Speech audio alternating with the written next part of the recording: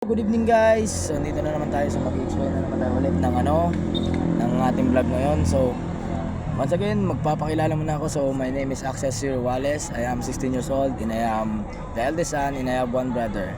I came from Dumaguete City, Negros Oriental. I living at Pacao, Manila. So ngayon kasi i-discuss na natin yung school strand ko tsaka yung gusto ko na lugar. Lugar na school ko. Yung school na gusto ko. So ang gusto ko na school is sa Arellano. Wag mong ano yan kasi may kumpis niya yan dito. So ang school ko dito na gusto ko is Arellano. So bakit ko ba gusto yun? Kasi i-explain ko isa ito sa pinakamagaling na universidad. Tsaka mayroon andun din yung tawag doon. Andun din yung course na gusto ko rin. So UMS. Papaliwanag ko rin yung UMS.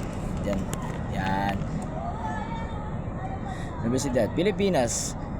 Hi guys. Magagaling ang mga guro, maganda ang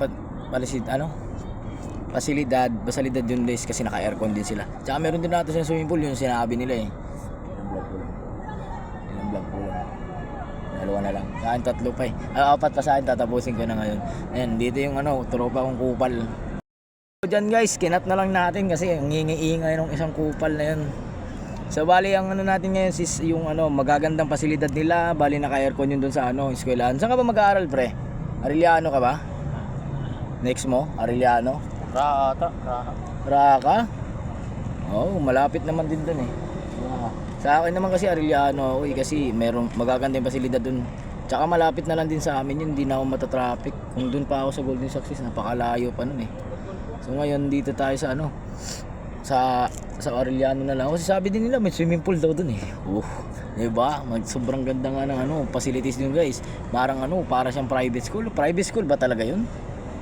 No, private school ata yun Arellano. Parang public lang ata siya. Pero kung may swimming pool sila at saka naka-aircon sila, private yun. Malabo. Uy Tebes, wag ka dyan. Naka-vlog ako. Gopal. So isa na dun sa mga magagandang pasilidad guys. Tapos yung guro, opportunidad. Ano ba yun? Hindi ko mabanggit tuloy. Putik, iba na sa isip ko. Basta mga opportunity doon meron. English ko na lang para mabilis. Opportunity para sa mga estudyante. So doon, diba bumisita yung Arellano dyan sa school namin. Namin sa Manila High.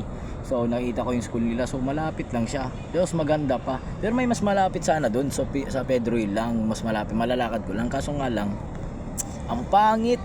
Kakaunti na nga lang yung strand. Tapos Tapos yun, malapit na sa bahay, sasakay na lang ako ng LRT. Hindi na ako matatraffic. Ang problema ko lang kung sikipan din yung LRT. Wala na ako magagawa dun. Makikipagsisikan ako sa mga malalaking tao, men.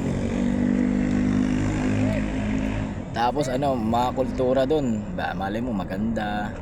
Maganda siya tapos So sana na nga lang.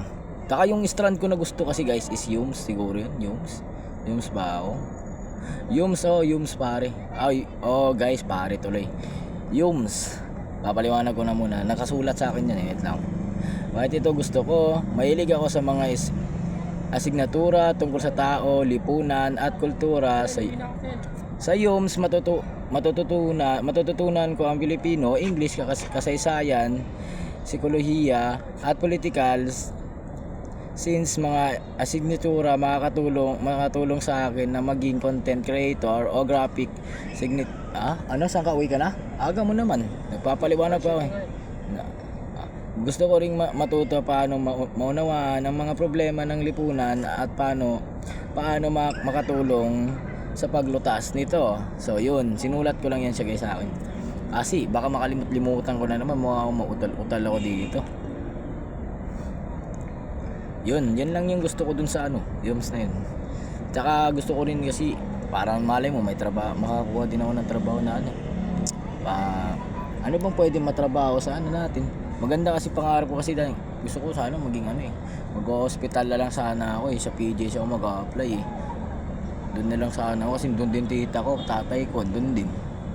Gusto ko na ata sumunod doon na lang ata ako magtatrabaho. Kasi sa UMS pwede naman yan eh. Meron naman din yan. Tapos pagdating ng college, lilipat na lang din ako ng nursing, di ba? May alam na ako, kaunti.